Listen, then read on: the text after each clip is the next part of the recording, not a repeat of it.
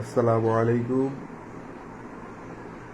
প্রিয় শিক্ষার্থীরা, কেমন আছো সবাই? আশা করি সবাই ভালো আছো,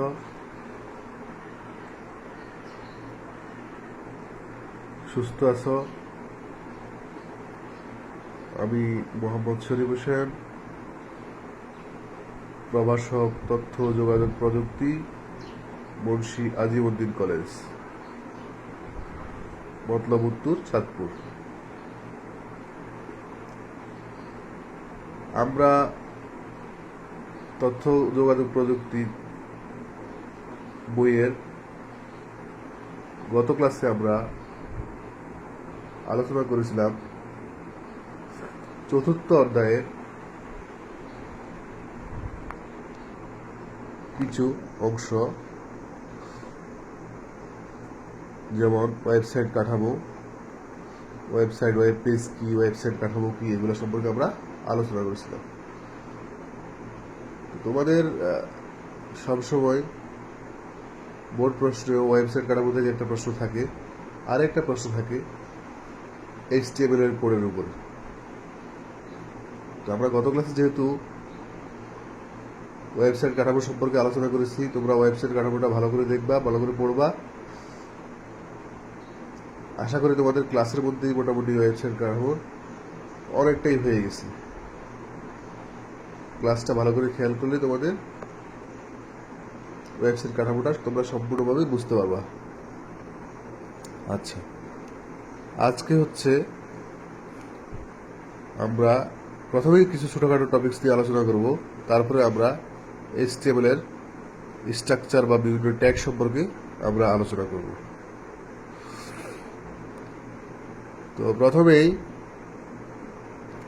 দেখো, আমাদের বোর্ডে প্রথমেই যেটা আছে সেটা হচ্ছে, যে টপিকসটা আছে সেটা হচ্ছে ওয়েব পাবলিশিং। তো ওয়েব পাবলিশিং বলতে এখানে এটা বোঝাইছে যে আমরা যেই ওয়েব পেজ বা ওয়েবসাইট তৈরি করব, সেই ওয়েবসাইটটা যদি আমরা ইন্টারনেটের মাধ্যমে দেখতে চাই, তাহলে আমরা কি করতে হবে, কি কি কাজ করতে হবে। তাহলে আমরা যদি ইন্টারনেটের মাধ্যমে দেখতে চাই, আমাদেরকে দুইটা ধাপ অবলম্বন করতে হবে। একটা হচ্ছে ডোমেইন নেম রেজিস্ট্রেশন, আর একটা হচ্ছে ওয়েব হোস্টিং। এখন ডোমেইন নেম রেজিস্ট্রেশন এটা কি? ডোমেইন নেম রেজিস্ট্রেশন হচ্ছে কোনো একটা নামকে রেজিস্ট্রেশন করা। যেমন তোমরা এইচএসসিতে ভর্তি হয়েছ, তোমাদের রেজিস্ট্রেশন হচ্ছে প্রত্যেকের নামে আলাদা আলাদা রেজিস্ট্রেশন হচ্ছে, অথবা প্রত্যেকের রোল নাম্বার অথবা রেজিস্ট্রেশন নাম্বার আলাদা আলাদা থাকে। তো এরকমই ইন্টারনেটে তোমরা যে ওয়েবসাইটগুলো দেখো, যেমন ফেসবুক কিন্তু একটাই নাম, একটা নামেই রেজিস্ট্রেশন করা। ফেসবুক কিন্তু অনেকগুলো ফেসবুক নেই, একটাই ফেসবুক। যেমন গুগল, ফেসবুক, ইয়াহু, এগুলো কিন্তু রেজিস্ট্রেশন করা। যখন একটা রেজিস্ট্রেশন করে ফেলবে একটা নামে, সেই রেজিস্ট্রেশনটা আর অন্য কেউ করতে পারবে না। ঠিক তোমাকে যেমন বোর্ড থেকে একটা রেজিস্ট্রেশন নাম্বার দিবে, এই রেজিস্ট্রেশন নাম্বারটা কি আর কারোর সাথে মিলবে না। তোমার রেজিস্ট্রেশন নাম্বারটা তোমারই থাকবে। তো ঠিক ওরকম ভাবেই ওয়েবসাইট, ওয়েব পেজেরও বিভিন্ন নাম থাকে। আচ্ছা, যেমন দেখো, আমরা যদি মুন্সি আজিমউদ্দিন কলেজের একটা ওয়েবসাইট রেজিস্ট্রেশন করতে যাই, তোমরা মনে করো যে কিছু ওয়েব পেজ তৈরি করলে, এখন আমরা একটা মুন্সি আজিমউদ্দিন কলেজের একটা ওয়েবসাইট রেজিস্ট্রেশন করব। তো এখন আমরা মুন্সি আজিমউদ্দিন কলেজকে আমরা যদি দেখি মুন্সি আজিমউদ্দিন কলেজ.com, এই নামটাও আমরা দিতে পারি। এখন এই নামটা দেওয়ার আগে আমরা হচ্ছে নামটা খুঁজে দেখতে হবে যে এই নামে আর কোনো রেজিস্ট্রেশন আছে কিনা। যদি থাকে তাহলে তো আমরা করতে পারবো না, না থাকলে আমরা করতে পারবো, থাকলে আমরা সাথে অন্য কোনো কিছু যোগ করে আমরা সেই নামটা রেজিস্ট্রেশন করতে পারবো। আচ্ছা, এটা হচ্ছে রেজিস্ট্রেশন। আর ওয়েব হোস্টিং কি? ওয়েব হোস্টিং হচ্ছে আমরা যে ওয়েব পেজগুলো তৈরি করব, এখন এই ওয়েব পেজগুলো তো তৈরি যে করবো, এখন ওয়েব পেজের ভিতরে আমাদের কতগুলা ছবি থাকতে পারে, কতগুলা ভিডিও থাকতে পারে, অনেক লেখালেখি থাকতে পারে। তা এই ওয়েব পেজটা তো নির্দিষ্ট একটা সাইজের হবে। সাইজ বলতে এখানে বোঝায় যে আমরা যে ওয়েব পেজটা তৈরি করব সেই ওয়েব পেজটা কত এমবি বা কত কেবি কত জিবি হবে সেটা নির্ভর করে আমাদের কাজের উপরে। এখন ধরো যে আমাদের একটা ওয়েবসাইট তৈরি করলাম, সেই ওয়েবসাইটটার সাইজ হচ্ছে 100 এমবি। তাহলে আমরা এই যে রেজিস্ট্রেশন করলাম যেই নামে, মুন্সি আজিমুদ্দিন কলেজের নামে যে রেজিস্ট্রেশন করলাম, এখন এই রেজিস্ট্রেশনের আন্ডারে আমরা যে ওয়েব হোস্টিং করব, ওয়েবের হোস্টিং মানে হচ্ছে ওয়েবের জন্য কিছু জায়গা কিনতে হবে আমাদেরকে। আমরা যে আমাদের ওয়েবসাইটে রাখবো সেই রাখার জন্য কিছু জায়গা কিনতে হবে। এখন আমরা যেহেতু আমাদের ওয়েবসাইটটা আমরা বললাম যে আমাদের ওয়েবসাইট হচ্ছে 100 এমবি, তাহলে আমরা কি করব, আমরা 1 জিবি জায়গায়, সর্বনিম্ন 1 জিবি জায়গা কিনতে হয়। আমরা 1 জিবি জায়গা কিনবো। কেনার পরে আমরা সেই জায়গায় আমাদের ওয়েব পেজটা রেখে দিব। রেখে দিলে কি হবে, আমরা পৃথিবীর যে কোনো প্রান্ত থেকে যখন আমরা মুন্সি আজিমুদ্দিন কলেজ লিখে সার্চ দিব, তখন আমরা আমাদের ওই ওয়েব পেজটাই আমরা দেখতে পাবো। তাহলে আশা করি তোমরা ক্লিয়ার হয়েছো ডোমেইন নেম রেজিস্ট্রেশন কি জিনিস, ওয়েবসাইট কি, ওয়েব হোস্টিং কি। ঠিক আছে, তারপরে দ্বিতীয়তে আরেকটা টপিক দেখো, সেটা হচ্ছে আইপি অ্যাড্রেস। আইপি এর পূর্ণ নাম হচ্ছে ইন্টারনেট প্রোটোকল। আচ্ছা, আইপি অ্যাড্রেস ইন্টারনেট এর সাথে কানেক্টেড যে কোনো কম্পিউটার বা ডিভাইসের একটি ইউনিক আইডি থাকে, তাকে আইপি অ্যাড্রেস বলে। অর্থাৎ ইন্টারনেটের সাথে সংযুক্ত যেই কোনো ডিভাইসের একটা ইউনিক আইডি থাকে, তাকে বলে আইপি অ্যাড্রেস। তাহলে বুঝতে পারছো, এই যে এখন ইন্টারনেটের সাথে তোমাদের যে মোবাইল, তোমরা যে ইন্টারনেটে ঢুকো, এই মোবাইলের একটা আইপি অ্যাড্রেস আছে। আচ্ছা, তারপর দেখো আইপি অ্যাড্রেস হচ্ছে দুই ধরনের, দুইটা ভার্সন আছে আইপি অ্যাড্রেসের। একটা হচ্ছে IPv4 আর একটা হচ্ছে IPv6। এখানে IPv বলতে ইন্টারনেট প্রোটোকল ভার্সন 4, এটা হচ্ছে 32 বিট, এটা ছিল আগে। আর যেহেতু এখন আমাদের প্রত্যেকটা ডিভাইসের এগেনস্টে, প্রত্যেকটা ডিভাইসের বিপরীতে আমাদের এক একটা করে আইপি অ্যাড্রেস দিতে হচ্ছে, এই কারণে অনেক আইপি অ্যাড্রেস দরকার। এই কারণে হচ্ছে আমাদের নতুন যে ভার্সনটা IP version 2, IPv6, IP version 6, সেটা হচ্ছে 128 বিটের তৈরি করা হয়েছে, যাতে করে ভবিষ্যতে যত ডিভাইসে বাড়ুক আর কোনো নতুন আইপি অ্যাড্রেস না লাগে। আচ্ছা, তারপর দেখো আরেকটা টপিক আছে, সেটা হচ্ছে HTML সম্পর্কে। HTML এর সাহায্যে ওয়েবসাইট তৈরি করা হয়। অর্থাৎ HTML ছাড়া কোনো ওয়েব পেজ তৈরি করা সম্ভব নয়, এটা তোমাদেরকে মনে রাখতে হবে। যেই কোনো ধরনের ওয়েব পেজ HTML ছাড়া কোনোভাবেই সম্ভব নয়। আচ্ছা, তারপরে HTML কে ওয়েব ল্যাঙ্গুয়েজে বলা হয়। এটা তো বলা হবেই, কারণ হচ্ছে যেহেতু কোনো সাইট, কোনো পেজ তৈরি করা সম্ভব না, তাহলে HTML কে ওয়েব ল্যাঙ্গুয়েজে বলা হয়। তারপরে HTML কেস সেন্সিটিভ ভাষা নয়। আমরা সি প্রোগ্রামিংয়ে দেখছিলাম, সি প্রোগ্রামিং কেস সেন্সিটিভ ভাষা। কারণ হচ্ছে সেখানে কোনো একটা লেখা বড় হাতের, কোনো একটা লেখা ছোট হাতের, এরকম যদি দাও, তাহলে সেটা তোমাদের প্রোগ্রাম রান করবে না। কিন্তু HTML এর ক্ষেত্রে তোমরা যদি কোনো একটা লেখা বড় হাতের দাও, আবার কোনো একটা লেখা ছোট হাতের দাও, কোনো সমস্যা নেই। এটা কেস সেন্সিটিভ নয়, এটা ওইরকম কোনো সমস্যা করবে না। আচ্ছা, তারপর দেখো HTML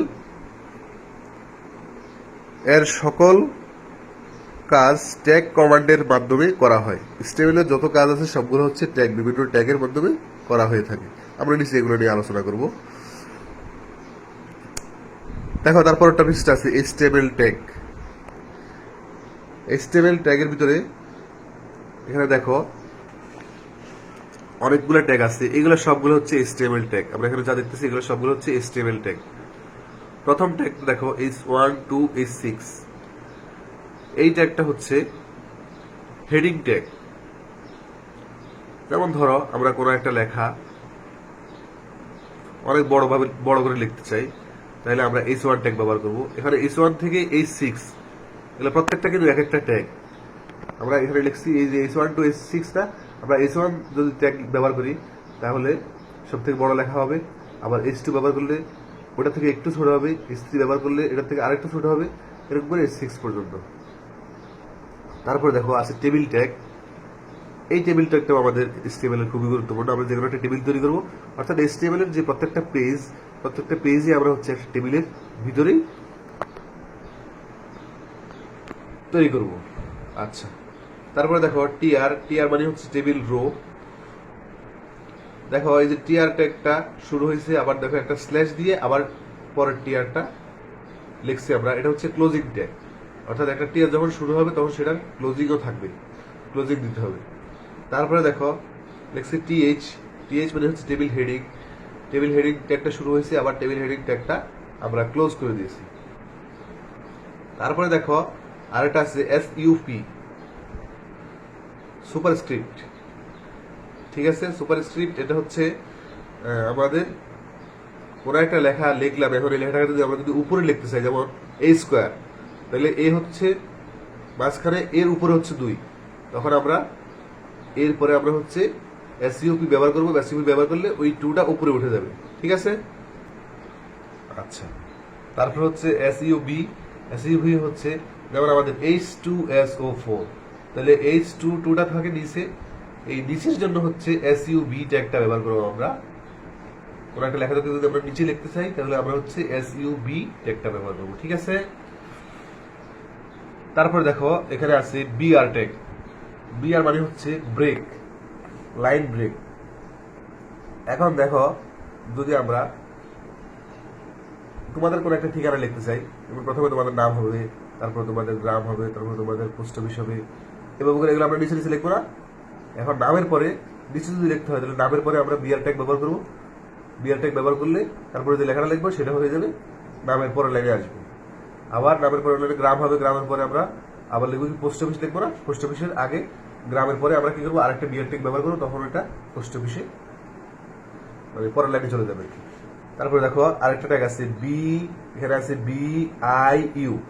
বি মানে হচ্ছে কোন একটা লেখাকে মোটা করার জন্য হচ্ছে বি ট্যাগ, কোন একটা লেখাকে বাঁকা করার জন্য হচ্ছে আই ট্যাগ, কোন একটা লেখার নিচে দাগ দেওয়ার জন্য হচ্ছে ইউ ট্যাগ ব্যবহার করা হয়। তারপরে দেখো OL মানে হচ্ছে অর্ডার লিস্ট, এই অর্ডার লিস্টটাকে আবার ক্লোজ করে দিচ্ছি। তারপরে ULLI AHREF, এখানে AHREF হচ্ছে নতুন একটা কোন একটা পেজের সাথে আরেকটা পেজে লিংক করার জন্য হচ্ছে AHREF ট্যাগ ব্যবহার করা হয়। তারপরে ইমেজ IMG হচ্ছে কোন একটা পেজে কোন একটা ছবি আনার জন্য হচ্ছে IMG ট্যাগ ব্যবহার করা হয়। IMG মানে হচ্ছে ইমেজ। এই ট্যাগগুলোই তোমরা দেখবা, তোমাদের বইয়ে দেখবে দেওয়া আছে, এই ট্যাগগুলোর বিস্তারিত তোমরা এগুলো বই থেকে দেখে নিবা। এখন আসো আমরা একটা HTML এর আমরা একটা স্ট্রাকচার দেখি। সেটা হচ্ছে